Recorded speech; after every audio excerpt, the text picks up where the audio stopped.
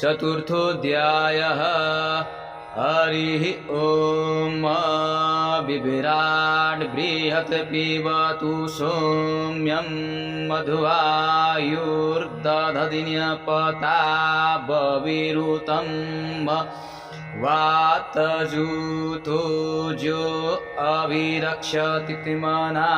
प्रजाः उपोखपुरुधा विराजति उदुतियं जातवेदसं देवं वहन्ति केतवः दृशे विश्वाय सूर्यं जेनापावकचक्षसा भूरण्यन्तं जना अनुत्वं वरुण पश्यसि दैव्यावद्वर्ज्यु आगतगुं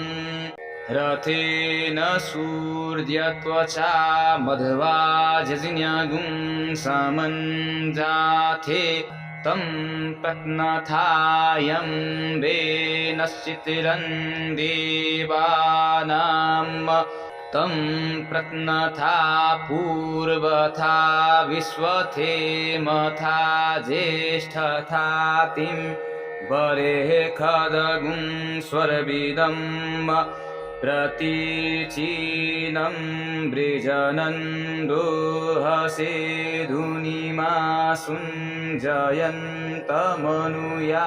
सुवर्धसे अयं वेनश्चोदयत् कृष्णिगर्भात् ज्योतिर्जरायुरजसो विमाने इममपागुंसङ्गमे सूर्यस्य शिशुन्न विप्रामतिभिरिहन्ति चितिरं देवानामुदगादनीकं चक्षुर्मित्रस्य वरुणस्याग्नेः आप्राद्या वा पृथिवी अन्तरिक्षगुं सूर्य आत्मा जगतस्थस्थुखश्च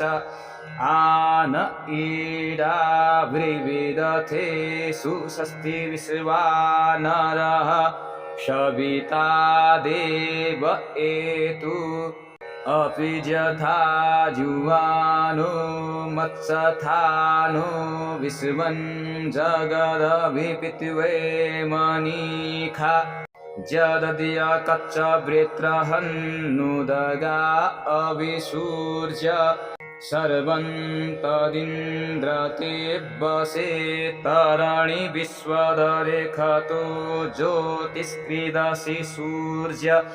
विश्वमाभासिरोचनं तत्सूर्यस्य देवत्वं तन्महित्वं मध्या कर्तुर्विततगुं सञ्जभार यदेदयुक्तहरितः सदस्थादात्रिवासस्तनुते सीमस्मै तन्मित्रस्य वरुणस्याभिचक्षे सूर्यो रूपं कृणुते द्योरूपस्थे अनन्तमन्यदृषदस्य पाजः कृष्णमन्यधरितः संवरन्ति वणमः असि सूर्यवडादित्यमः असि महस्ते सतो महिमापनस्य तेद्धा देवमहा असि वडसूर्यस्रवसा महा असि सतिरादेवमहा असि मह्नादेवानामसूर्यः पुरोहितो विभुज्योतिरदाभ्यम् श्रायन्त इव सूर्यं विश्वेदिन्द्रस्य भक्ष्यत वसूनि जाते जनमान ओजसा प्रतिभागन्नदीधिम अधिया देवा उदिता सूर्यस्य निरगुंहसः पिप्रीता निरपद्यात् तन्नो मितिरो वरुणो मामहन्तामदितिः सिन्धुः पृथिवी उत द्यौः आकृष्णेन रजसा व्रतमानो निवेशयन्नमृतं व्रत्यञ्च हिरण्येन सविता रथेना देवो ज्याति भुवनानि पश्यन्